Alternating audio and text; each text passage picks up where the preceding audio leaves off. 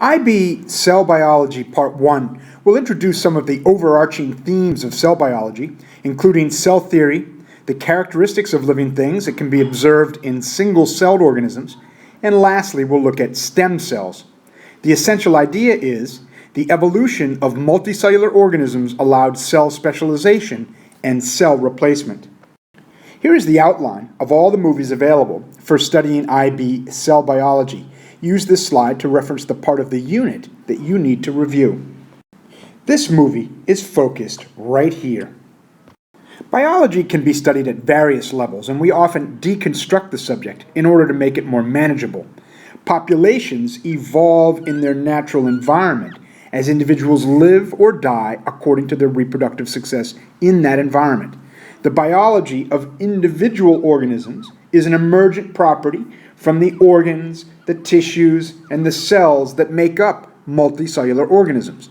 And the functions of a single cell emerge from the molecules within. Biology can be studied at the ecological level, the population level, the individual organism level, the tissue level, cell level, or molecular level. Here's the first IB syllabus statement that guides this movie. Outline the cell theory and discuss the evidence for the cell theory.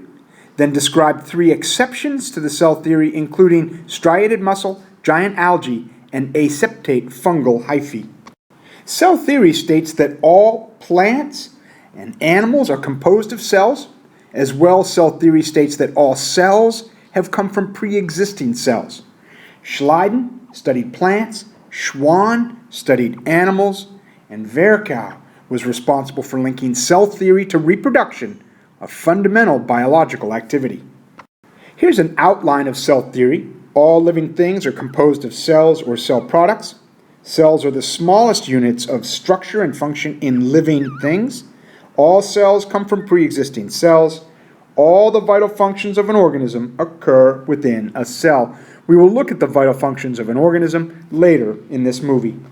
Pasteur provided evidence for cell theory by demonstrating that cells come from other cells. In other words, cells do not arise spontaneously. Pasteur boiled nutrient broth. He put the broth into flasks. One flask was open to the air where cells could enter, while the other flask was closed with bent glass tubing. The flask exposed to the air, exposed to cells, grew bacteria, while the flask without exposure to cells did not grow bacteria.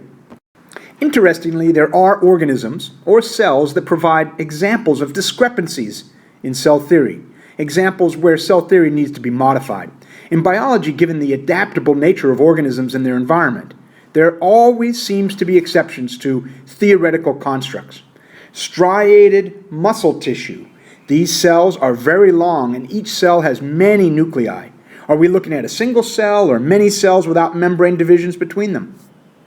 Again, exceptions or discrepancies in cell theory might include giant algae, whose cells are huge.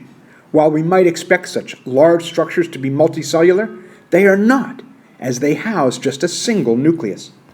Fungi often have long thread-like structures known as hyphae that have many nuclei in very long cells. Again, as an exception to cell theory, we might expect many smaller cells in hyphae, but instead we see long, undivided sections that contain many nuclei. The next IB syllabus statement for this introduction to cell biology is: state that unicellular organisms carry out all the functions of life: metabolism, response, homeostasis, growth, reproduction, and nutrition.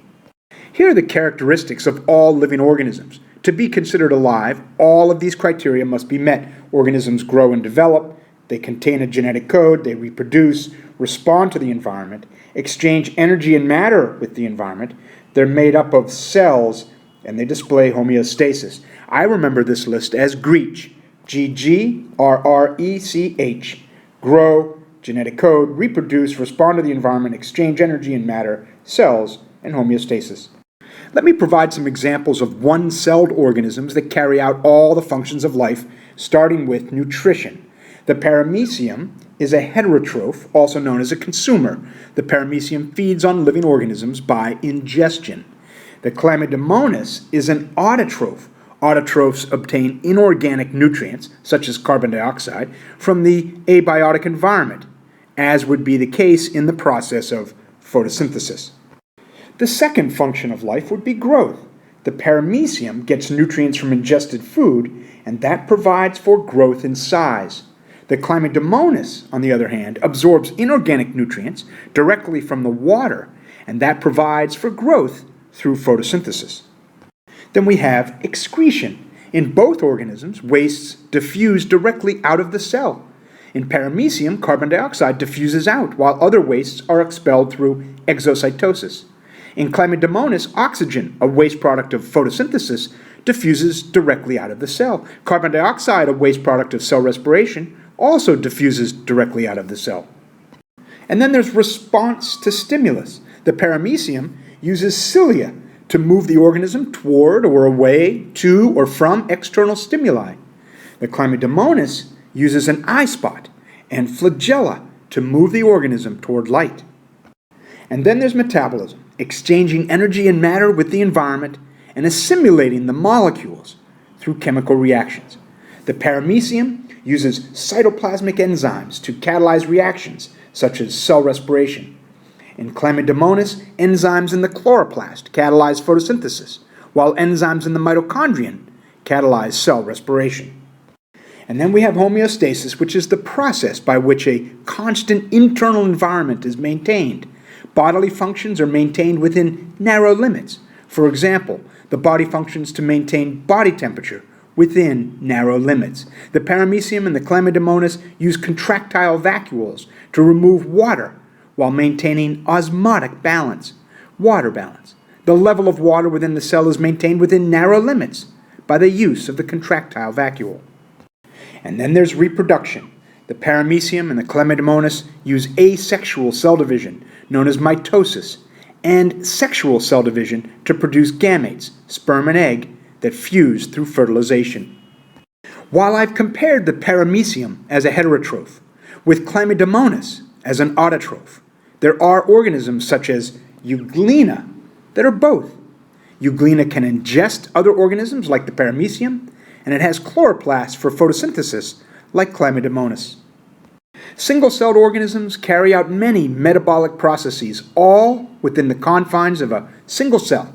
For example, single-celled bacteria can conduct photosynthesis, chemosynthesis, respiration, anaerobic respiration, and nitrogen fixation. Here's the next IB syllabus statement. Explain that cells in multicellular organisms differentiate to carry out specialized functions by expressing some of their genes, but not others. Cells within us, while each carrying the same genetic composition, are specialized for different functions, as you can see here in this image. In each cell separately, some genes are expressed, while other genes are not. The expression of genes differs among all the differentiated cells in our body. Again, every cell in our body has the same complement of DNA, but depending on the cell type, some genes are expressed, turned on, while others are not expressed, turned off. The cell can regulate gene expression through various mechanisms, which we will study later in this course. Earlier in the movie, I mentioned how the activities of an entire organism emerge from the organs, tissues, and cells of which it is made. The idea here is called emergent properties. Take note, emergent properties. The idea that the whole is greater than the sum of its parts. The handle of the hammer is not useful by itself. The head of the hammer is not useful by itself, but together, the handle and the head together, a useful structure emerges. You can see the idea of emergent properties in this diagram, an idea that I've already layered into this movie, that something living requires many properties, many characteristic properties all together. Taking in nutrition or excreting waste or responding to stimulus are not enough if the organism cannot reproduce or the organism cannot maintain internal homeostasis. Life emerges from the component parts and all of the component processes. The heart is a pump, nothing more than a pump, but the heart is composed of cells, and the pump emerges from the collection of cells, each one of which alone could not pump the blood of an animal. Thinking and reflection emerges from a collection of nerve cells. A tree, as an individual organism, successful in its environment, emerges from a collection of cells, some of which are not photosynthetic, and some of which are. The non-photosynthetic cells absorb water and nutrients from the soil, while the photosynthetic cells absorb carbon dioxide from the air. Anabaena is a filamentous bacterium composed of some cells that are photosynthetic, and some, about 1 out of 10, that can fix nitrogen from the air. The whole organism emerges from the collection of both cell types. The whole is better than the parts alone. The termite mound emerges from the colony of individual termites. The focus of emergent properties, as I've presented it here, has been that multicellularity is more than just a collection of many cells.